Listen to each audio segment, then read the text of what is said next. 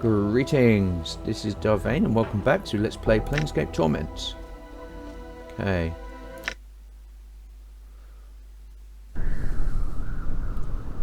So we are in the Outlands. Apparently this is something good to look in here.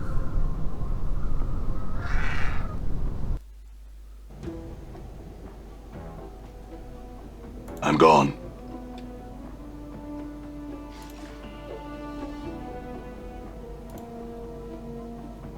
I'm gone. Done. All right. Done.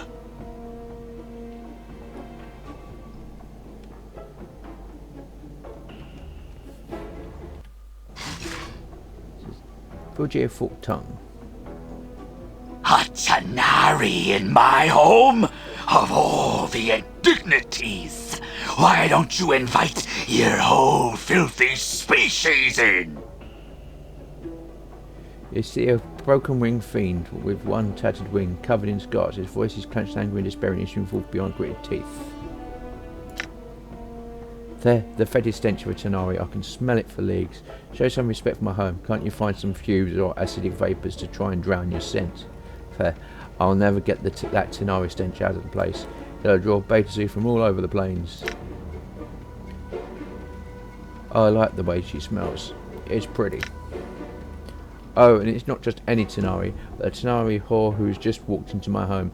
It can't get any worse. Come in, please. My home is your home. He waves his hands in his fair. Why don't you invite all the rest of your abyssal harpies into my home to torment me? I extend my greetings to you, Advocate Infernus Forked Tongue. Grace nods with a slight bow. I will take your suggestion under consideration. Have you come to kill me, torment me? If so, know that I still have much power at my disposal. I just want the answers to some questions. Oh, wonderful. Okay. I was told that you would know my mortality has been stolen from me. He scrutinises you closely for the first time. Memories run like hollow canyons through my mind, almost human. Many creatures I have met in an immortal's time, though I do not believe you were among them. Go on. Forked Tongue shrugs. You all look alike to me, and I think I would have remembered the scarred flesh of your body. It is much like the breathing paintings that bedeck Bell's gallery of skins in Beta, except with less grace and more passion in the scar strokes. Let's ignore the scars and start talking about mortality again, shall we? Go on. The violence is great, nearing acceptable levels, but the scars are applied with almost Tanaric crudity, without any care for maximising the pain in the recipient. A Beta Zoo artist would be much more devoted to following the paths of pain across the body. Some of these wounds look like to be clean kills. Others look as if a blind butcher was carving up human steaks. Hair, human art still makes me ill sometimes. Such potential wasted. Grace sounds bemused. Is Advocate Infernus Forked Tongue implying that we Tanari are a crude people? Fair. To say that Tanari are crude is to insult crudity. Any lesser race that revels in chaos allows itself to be pulled and drowned in its stagnant tides and calls it evil is not a race at all. They are beasts. Surely you simply object to the implementation of evil rather than the degree. Many among the Tanari would claim that the closer one is to the primal nature of evil, the more true they are to the ideal. Fair and double fair. The Tanari beasts want to strip law and order from the face of evil. Inexcusable, intolerable, I cannot. From a Beta Zoo point of view, it may indeed seem intolerable. However, Advocate, many Tanari philosophers would argue that the Beta Zoo are to be no less excused for exercising passion from violence, exercising passion from the very essence of evil. The Beta Zoo would replace rage with cold, methodical cruelty, and thus the old debate continues: which is the greater evil, efficient evil or passionate evil? There. You say that simply because you are what you are. He wags his eyebrows at her. He waves his hand dismissing. At least I am still allowed to be cynical. Great. Let's get back to discussing my mortality instead of my scars. Very well, very well. He scratches his head. If I recall correctly, and there is not much I do not, thanks to that accursed diva. I have heard of a case such as yours. It makes you immortal, does it not? Yes. If so, then death itself is no longer sacred. Fair. In my day, mortals remained so and knew their place. Now everybody and their mother has a disease of eternal boredom. We should have a gathering, invite everyone across the plains and offer them immortal contracts. It would save all of us hard-working betas a great deal of effort. Fair. You know that if everyone was immortal, this entire petitioning system would be up at the famed fecal creek. Fair. Immortality is not a trinket to be given to unruly children such as you. Be that as it may, but tell me what you know of my mortality. Fair. As I was saying, I recall hearing somewhere about a place called the Fortress of Regrets. Thinks for a moment. Yes, that's it. How do I get there? Smiles. I'm pleased to inform you that I do not know. Not at all. I cannot help you get there. And that chills my heart in such a delightful way. No, I cannot help you. Oh, how I have longed to say those words. How sweet they taste. Do you know someone who does? Yes. Enough of your cross-examinations. Yes, I know somebody who might know. On Baldur there's a pillar of betrayers, liars and sages. Despite their nature, their knowledge is considerable. They might know where to find this Fortress of Regrets. How do I get to Baldur? Updated my journal. Hold on, Chief. Baldur is bad news. This thing is probably holding out on us, and even if there is a pillar of skulls, we'll probably find someone else who knows how to reach the fortress without going to one of the most dangerous planes in the multiverse. Are you holding out, Fork Tongue? There. Have I not told you the nature of this cursed contract? I cannot revolt this information. The pillar is your only hope. Morte, why don't you want to go there? It's a dangerous place, Chief. I'd rather not go. I've been and it isn't pretty, alright? We'll talk about this later, Fork Tongue. I have some questions. Fair. Come on, speak so much. He waves his hand. Speak, fair. Okay.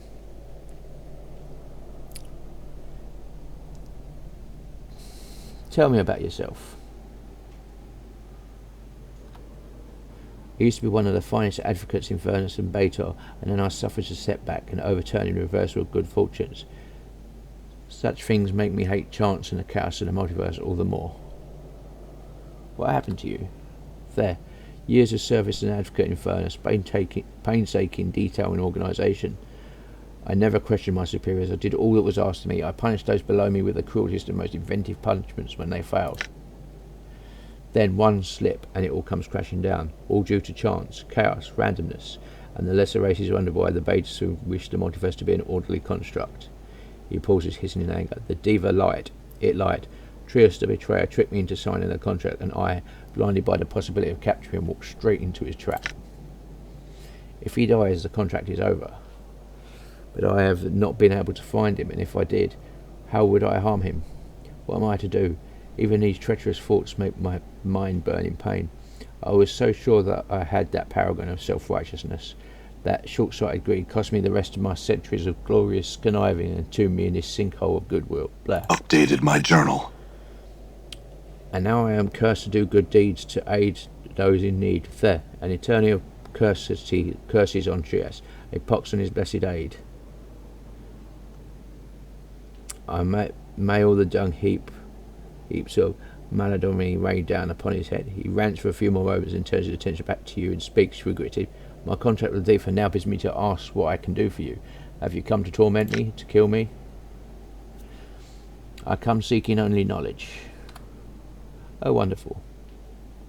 Okay. Tell me of Trias. There, I have said all I intend to say on the matter of the betrayer. It is he who condemned me to this life, and he whose guts I will see stringing the gates of dawn like a celestial harp. No harm to the diva. Curses. Okay. How did your wings get that way? Oh yes, aren't they beautiful? They were the first things to be stripped from me before my exile. Before I was forced to flee the burning halls of my people, the wings were taken as trophies by the lowly Abishai for the banners in the blood war. My horns were snapped from my skull, and one was hollowed out as a drinking horn for my Lord Belt, cursed be his name across the plains. Why did that happen? There, I've said all I intend to say on matter. Okay. Where is this place? There. A blasted crater in the outlands to reflect the emptiness and hollowness of my life. There. I need little. Marrow from the creature supplies me with food, and the peculiar energies of the place prevent scrying force from fighting me. The idiots can apparently still find their way here. What is this creature?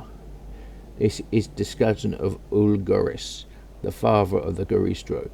Their living bear-like sea towers, juggernauts of chaos, huge, practically unstoppable, highly resistant to magic, and Algoris bones in the crater where he fell to his death, radiate much enchantment that presents magic to spy me, keeping his pitiful frame alive for a few more desperate years. Fair.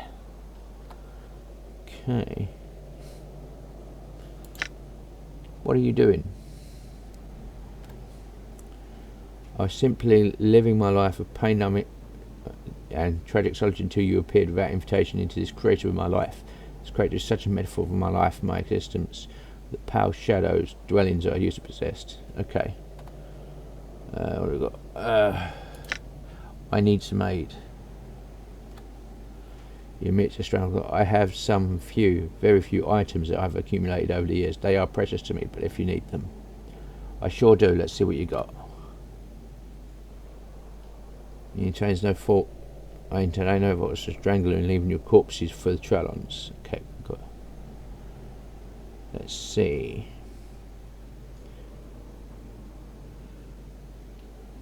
Examine the cruel-looking axe. What's this?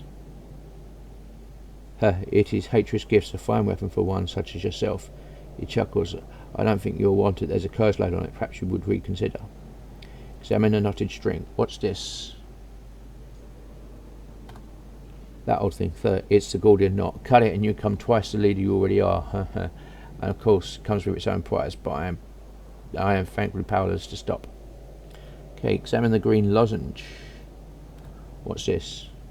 That's an adder's tear, it is. Put it in your mouth and you shall kiss like an adder, full of venom and hatred.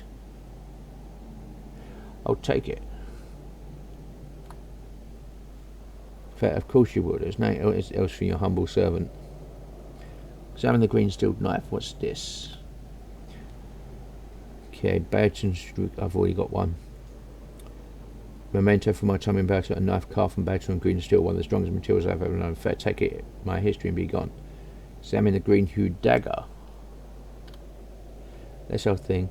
It is but a dagger of green steel. Holds an edge. Nothing you would want to be sure. Okay. Examine the squirming bugs. What are these? Those, they are cassettes, parasites that will lodge in your brain and devour your mental energy with no appreciable benefit. Cursed contact, they boost your mental power. They will boost something you could use. Take them. I will. Okay. Examine the squirming bugs. I will.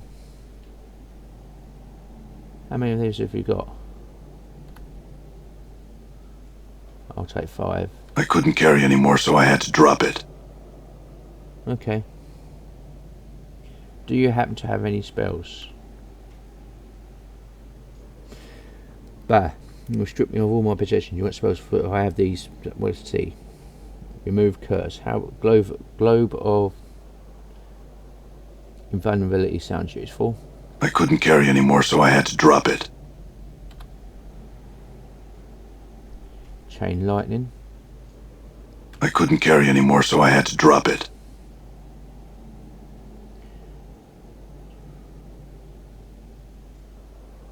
Acid storm. I couldn't carry any more, so I had to drop it. I couldn't carry any more, so I had to drop it. Stygian ice storm. I couldn't carry any more, so I had to drop it.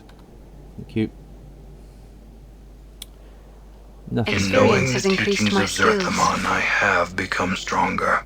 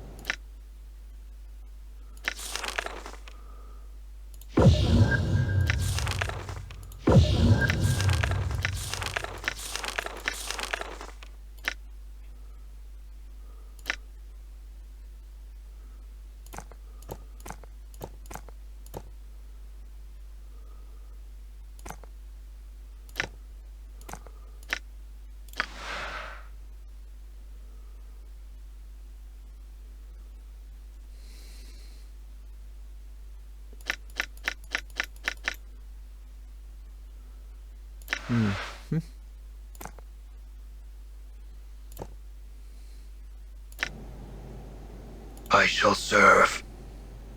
I shall serve.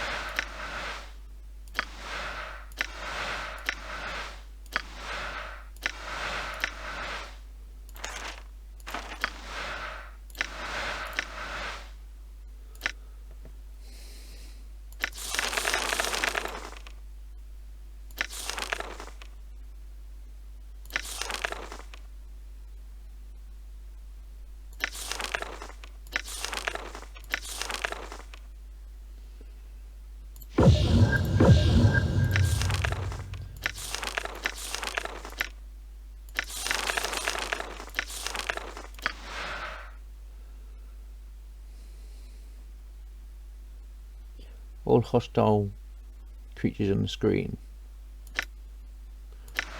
Cool.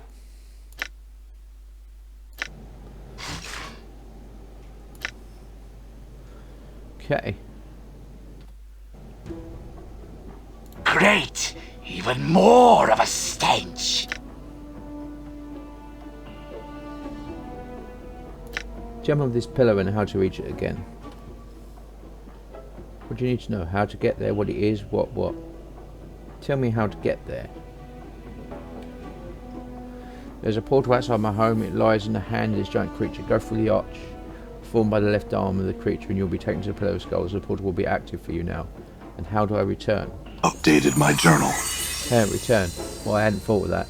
To return from Beta, you need knowledge and a piece of jagged obsidian to cut your tongue.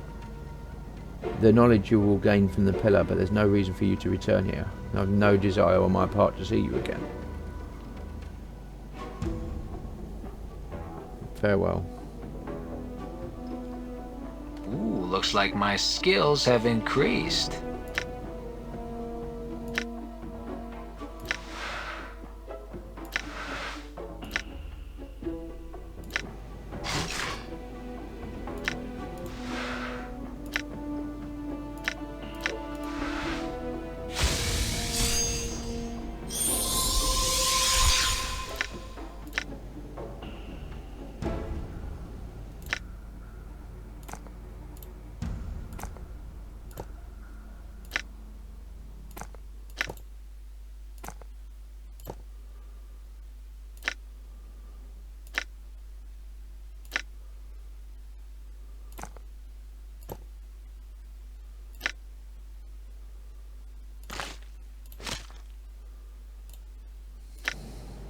Okay, so looks like we're on to our onto Baldur in this Pillar of Skulls.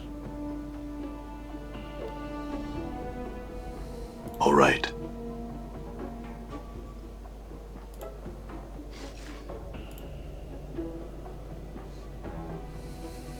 I'm gone.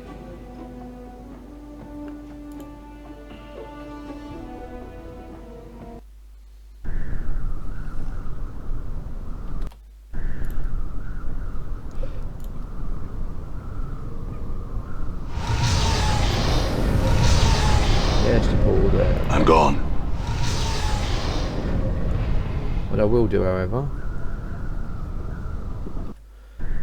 we haven't done any of this for a while, so let's do some reading. Let's catch up on what we got. Beasts, NPCs. We've got Ezima, Coax Metal Collector, Kjornigon. On the highest ranking levels of Beta in all of Betas are in all of Betor. Kjornigons are those who have ascended through the ranks of their fellows by way of countless generations of betrayal, self-sacrifice, deception, and all manner of vices. Covered with tiny horns, wearing a huge pair of wings, and heavily muscled, they look like stupid creatures and often play on that to their advantage. They are in fact deeply intelligent creatures, and there is no telling how deep their schemes might run. Curse Guard. The lawmen accursed are brutal and often unfair. Their tools are the local strongman, Torvus Gilyath, in keeping the people of cursed, miserable and plotting. Full wizard construct. Somehow this drone machine sentenced and overthrew the Modron in charge. Before it could lay any serious plans, though, the failsafe of the Modron crew kicked in and placed the drone in stasis. Now you've activated again. Good for you. Fragile Forked Tongue. Forked Tongue is the victim of Trias, whom he calls Betrayer. The Betrayer. He signed a contract with the Diva that consigned him to acts of charity until Trias is dead. He makes his home in the bones of Ulgoris in the Outlands, hiding from the mortal and immortal alike. He has knowledge and items that may prove useful. Geralefs are the outcast fiends of the plains, savage fighters who create themselves from the bodies of the dead that litter cursory's spheres.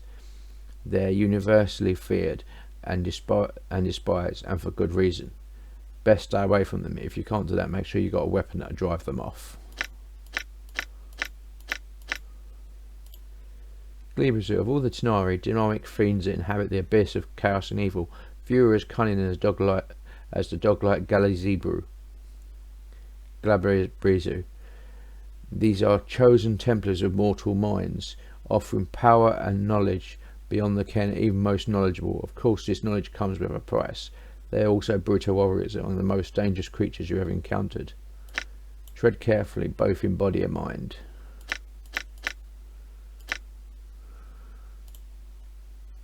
Greatest Shadow. Skeletal shadows that have taken place with the first shadows you saw seem to be far more dangerous. Their elongated limbs that end in vicious claws, and they swarm like insects. These pack creatures are cowardly on their own, preferring to hunt only with their brethren nearby.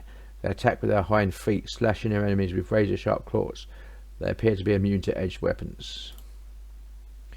The Gronk is a stupid, burly creature, stupidly aggressive. They tend to be docile until their territory is invaded, and unfortunately by the time you see one, you've probably invaded its territory. Best to avoid combat with these. They appear to be immune to crushing weapons. High threat construct. These constructs are more powerful creatures inhabiting the Modron maze. They come in two varieties, one more powerful than the other. They're both powerful than the light drone, and they're both dangerous enough that you should keep an eye out for them.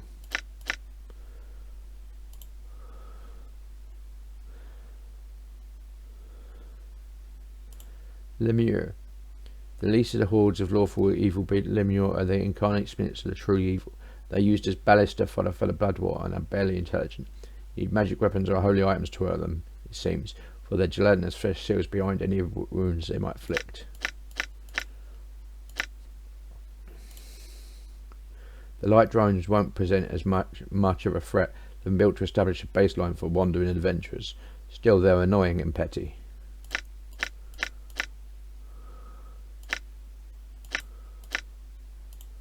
Pillar of Skulls.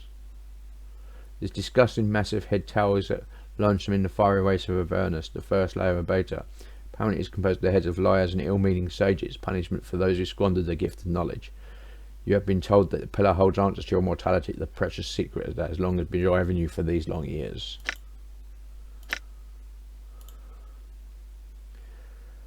All the stories that you've heard about Ravel Puzzle World prepared you for a loathsome monster that would devour your soul. She intended that, though. She chose a strange way to go about it.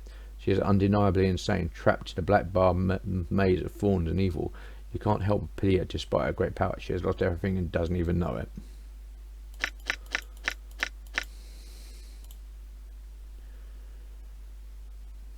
You were first alerted to the Somane by the thundering of their hooves. Four-legged creatures of pure evil, the Somane have the body of a horse and the head of a nightmare.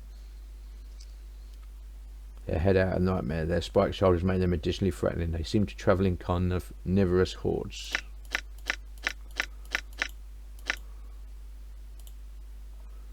True.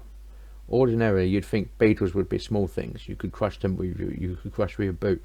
You wouldn't credit them with intelligence. You certainly wouldn't credit them with a sadistic streak. At least you wouldn't until you saw the Trellons. These hissing beetle things live in the dark, and they have a marked penchant for pain.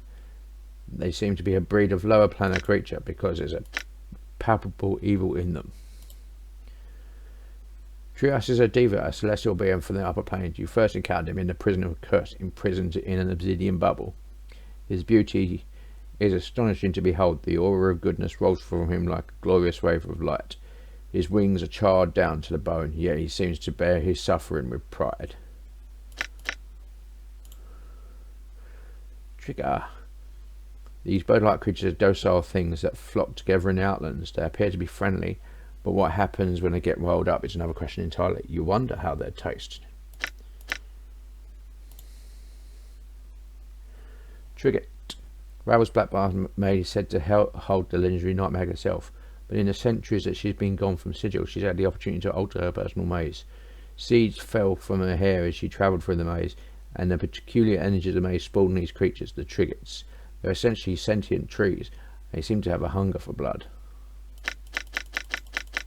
Okay. What quest we got? Huh. None. That one we ain't doing. That one doesn't seem to have gone, and that one. I've done both of those, but they don't seem to have completed properly. There's all the ones that I've completed there. So have a look at a journal.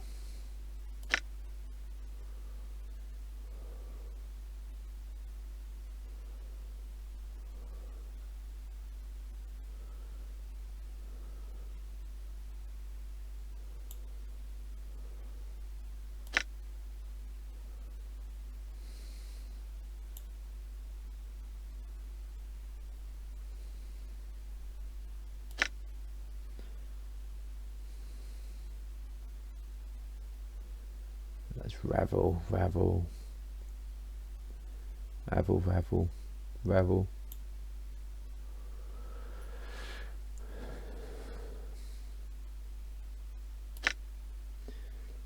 Prostitutes. Mortuary maze. Yeah. I found one of my journals in the Mages. Mages described it was a piece of skin with some insane ramblings on it. Wherever I was when I wrote this, I was definitely a few stones short of a portal. While in the module maze, I cannot reform my party. I think we've done the module maze once. And if the maze were to ever reset or the difficulty changed, anyone left in the maze would be killed. While in the modern maze, do not drop anything of importance. If the maze were to reset or difficulty lanes, anything left in the maze would be destroyed.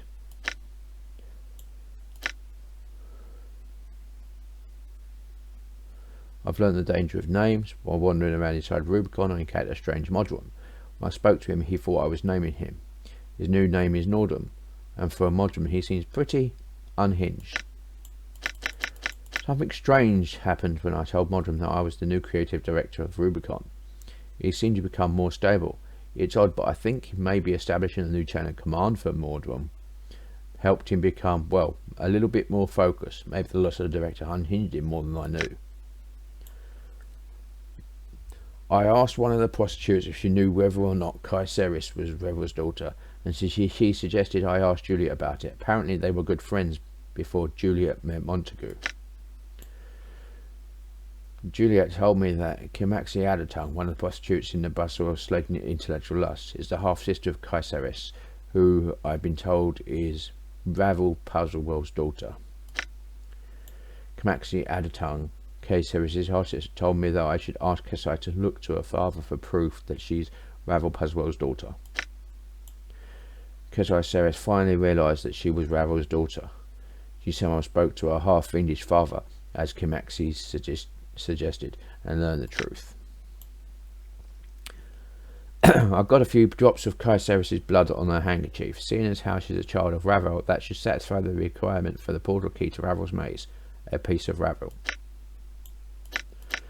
When I came to Ravel in the Black Barb Maid, I remembered that what I believed to have been the first time we met, in some place where everything was grey, as if all the colours had been bled from everything.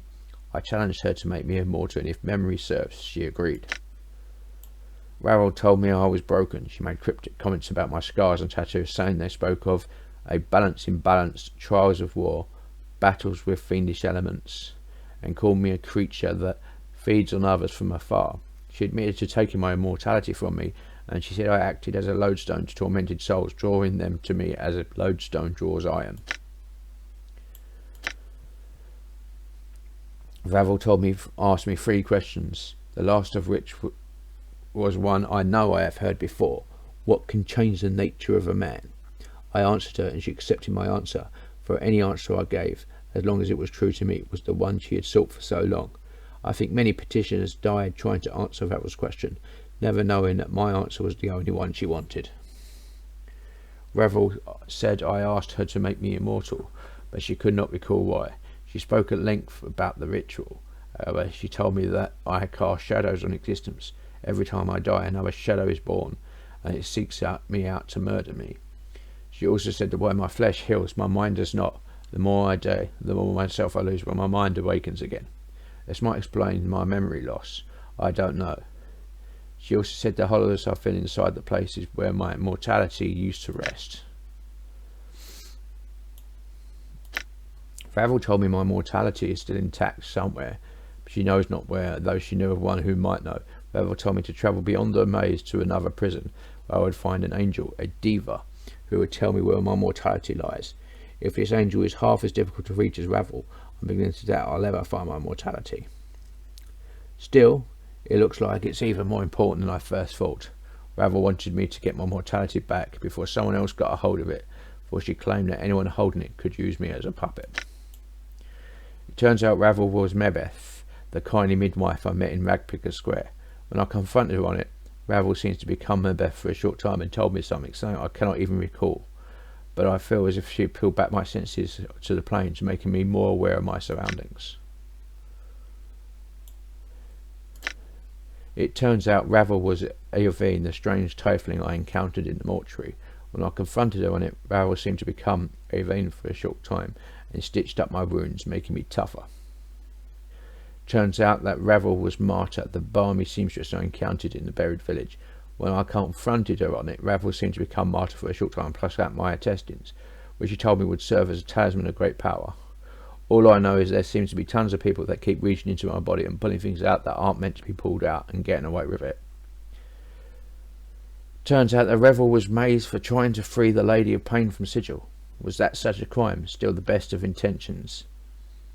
Ravel said she simply could not bear anyone being caged or imprisoned. Ravel thinks I may have been caged or imprisoned when I came to her long ago, but she couldn't remember exactly. She said something about promise of some sorts, and then she tore out one of the hairs from her head and told me to take it in place of an answer. Ravel taught me some of the art, and in the process I tapped into the surroundings of a black barb maze, so much so that the tree creatures, the Triggets, answered me when I called them. Ravel was impressed, and she gave me an additional time. She told me that there was a secret space within the maze where I might reach if I kept the black barb seeds with me. In response to my flattery, Ravel picked out my right eye and crushed a black barb seed into it, then jabbed it back into my bloody eye socket. I now see things a little differently, as if I'm seeing the planes through Ravel's perspective as well as my own. Of course, this experience has also taught me that I'm going to be really careful about who I flatter from now on, especially if they're within stabbing distance. Ravel answered my questions, but I don't think she expected me to leave her.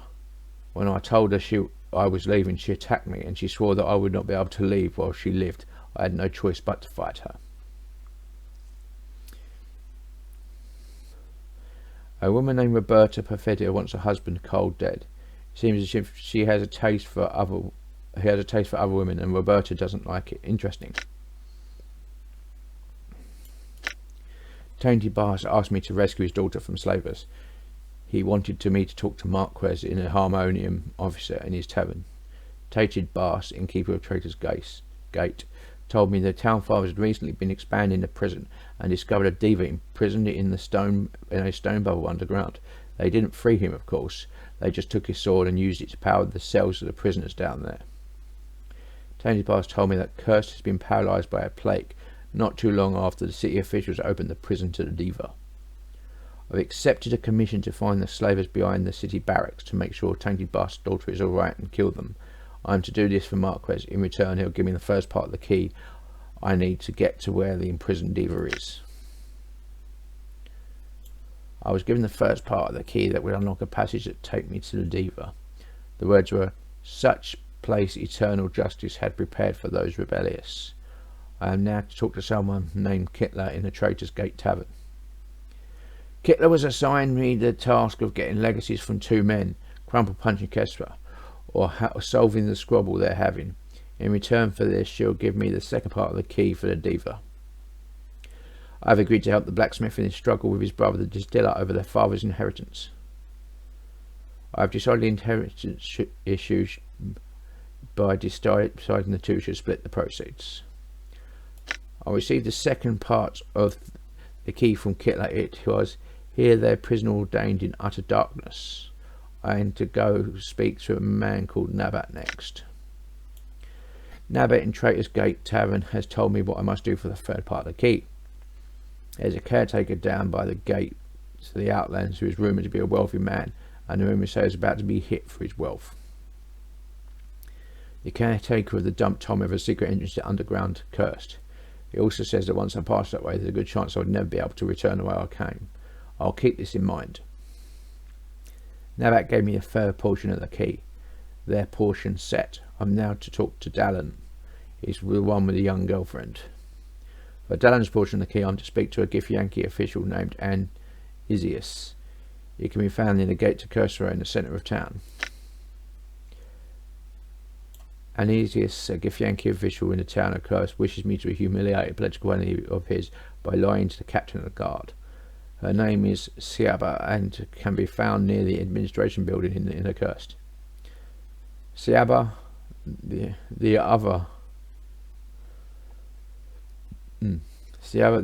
official in Cursed, has offered me double what Anzus offered in order to double cross him. I'll think about it.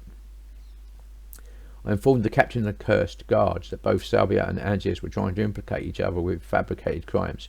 He was delighted to hear it. I hope I've done the right thing. Dallin paid me off with his portion of the key and directed me to Donocrisio. His portion read, "As far removed from gods and lights of heaven." For the fifth and final part of the key, I'm to find the grain silo in the town, find the pentagram inside it, use the scroll near the pentagram, and free the fiend Agril Shanak. When I have done this, I'm to return to Donocrisio for the key. Donocrisio give me the fifth part of the key. As from the centre thrice to the utmost pole, she cackled something about revenge, and told me to talk to Tainted Bars again to use the key. I found the angel Ravel spoke of Trias, imprisoned in Curse. To think the citizens would treat an angel in such a way. This really is a city of cutthroats and backstabbers. Not that it's any different from any of the other places I've been to. Trias told me that he can only be freed by an act of kindness, in this case by retrieving his sword and striking off his chains. I am beginning a test of wits with Crassius, a series of 3 riddles. Should I succeed, I will gain the blade. Should I fail, he friends to make an instrument of my skeleton and spirit. I defeated Cassius, guarding the blades with his in the prison of Curse in a duel of wits. His questions were remarkably easy.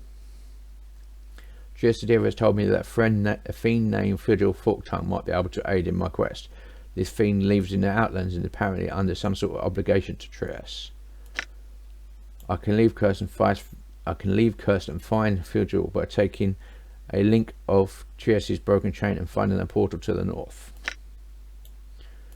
Forked Tongue told me that a pillar made of sages, liars and traitors might have the answers I seek regarding my missing mortality. There's a portal made under the left arm of the giant skeleton here, which I can travel to Baldur. I found Fildril forked on the charitable fiend. Seems he's been contractually bound to be by an agreement with Trias, whom he calls Trias the Betrayer. He is now cursed to do good deeds, to aid those in need of aid. He's not happy about it either. The fiend also told me how to return from the pillar. Simply find something common to the environment of the plane, and it should bring me back here. Okay. So, it's a lot of reading to catch up on what we were doing, but I got it out of the way. So, this has been Vane doing Let's Play Planescape Torment. If you like what you see in here, be sure to like, subscribe, share and comment. Please consider sponsoring me on Patreon, and until next time, goodbye.